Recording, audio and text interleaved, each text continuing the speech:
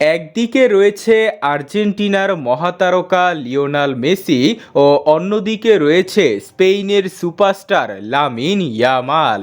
দুই তারকার লড়াই দেখার জন্য অপেক্ষা করছে গোটা দুনিয়া।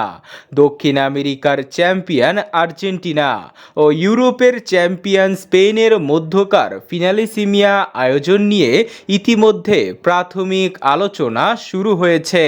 সাম্প্রতি আসুনসিয়নে অনুষ্ঠিত ফিফার ৭৫তম কংগ্রেসের ফাঁকে ফিনালিসিমিয়া আয়োজন নিয়ে বৈঠকে বসে দুই পক্ষ। এই অনুষ্ঠানে উপস্থিত ছিল আর্জেন্টাইন ফুটবল অ্যাসোসিয়েশন ও স্পেন ফুটবল ফেডারেশন।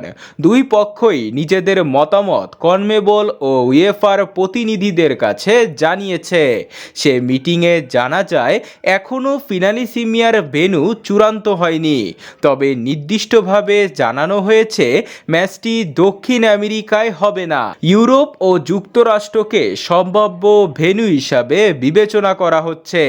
আবার ২০২৫ সালের জুন ও সেপ্টেম্বর মাসে আর্জেন্টিনা খেলবে বিশ্বকাপ বাছাই পর্বের ম্যাচ ও স্পেন খেলবে ন্যাশনাল লিগ।